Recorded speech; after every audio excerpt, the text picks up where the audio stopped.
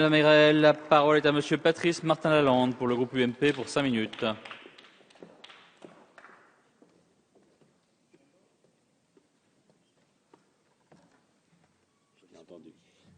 Monsieur le Président, Madame et Monsieur les ministres, chers collègues, si l'examen de la proposition de loi relative, je cite, à la sobriété, à la transparence et à la concertation en matière d'exposition aux ondes électromagnétiques se limitait à ce titre, nous pourrions avoir une très belle unanimité ici, je n'en doute pas.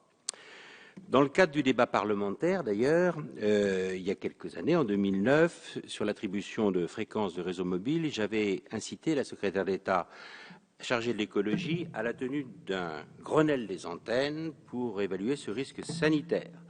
Cette proposition avait été retenue par le gouvernement, puisqu'en avril 2009, la ministre de la Santé, Roselyne Bachelot, avait initié une démarche d'étude, de concertation et de proposition, connue sous le nom médiatique, n'est-ce pas, cher Président, de Grenelle des ondes. Il faut se féliciter, et le féliciter, du travail du COMOC et du COPIC sous l'autorité du Président François Brottes. Comme le rappelle le Conseil économique, social et environnemental dans son récent rapport sur le principe de précaution, je le cite, « Depuis son intégration dans la Constitution de 2005, le principe de précaution a fait l'objet de nombreux débats et controverses. Quant à son utilisation et son utilité, un constat s'impose. Le principe de précaution est souvent évoqué à tout propos et hors de propos. Sa définition limite son application aux risques incertains dans les domaines de l'environnement et par extension de la santé. Ce principe ne peut garantir le risque zéro, toute activité étant potentiellement dangereuse pour l'homme. Il ne s'agit pas d'un principe d'abstention exigeant la preuve de l'innocuité comme préalable à toute autorisation. Il se distingue, je continue de citer le Conseil économique, des principes de prévention et de prudence qui portent uniquement sur des risques avérés. Comme nous l'a rappelé il y a quelques instants ce matin Jean-Yves Le Déaut, vice-président de l'Office parlementaire d'évaluation des choix scientifiques et technologiques, je le cite avec sa permission, « L'ensemble des rapports d'expertise collective internationaux, fondés sur des milliers d'études, concluent qu'il n'y a pas de risque avéré des radiofréquences en dessous des limites réglementaires.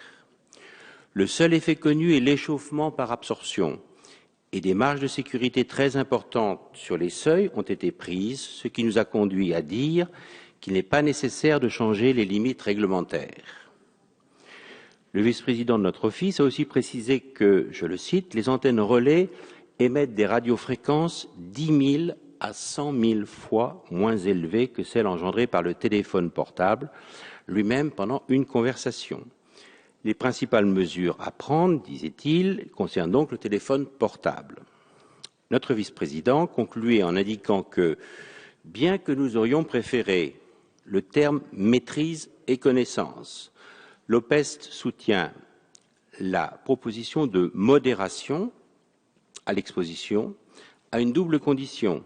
D'abord, que les amendements proposés par Madame Mayrel soient retenus et que l'on définisse ce que signifie le principe de modération inexistant dans notre droit. Il n'y a pas lieu d'interdire le Wi-Fi dont le niveau d'émission avoisine celui du téléphone sans fil des maisons. Si j'ai largement cité l'intervention du vice-président de l'Office parlementaire, c'est parce que je partage totalement la position prise par l'outil dont notre Parlement s'est doté, toutes tendances confondues, pour évaluer les choix scientifiques et technologiques, comme c'est exactement le cas de la proposition de loi que nous sommes en train d'examiner. Je partage aussi la mise en garde du vice-président de l'Office parlementaire nous disant accréditer des risques purement hypothétiques, ne peut qu'affaiblir les campagnes contre les risques avérés, discréditer la démarche scientifique, encourager la défiance, provoquer plus de confusion, de rumeurs et d'inquiétudes. Au-delà des bonnes pratiques que l'on peut partager, et que l'on partagera volontiers, mon inquiétude porte sur 3 points.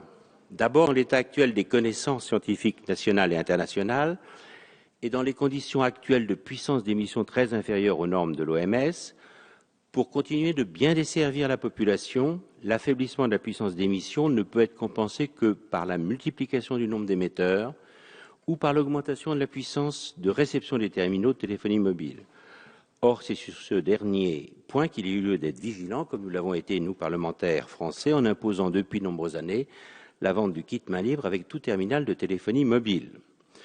Deuxième inquiétude, on a besoin des technologies radio pour mettre en œuvre les objectifs fixés à juste titre par le gouvernement dans sa feuille de route numérique de février dernier. Rendre plus difficile et donc plus coûteux, sans justification sanitaire scientifiquement établie, l'accès à la 4G au Wi-Fi haute technologie radio va pénaliser les zones les moins denses de notre territoire pour accéder à l'Internet très haut débit.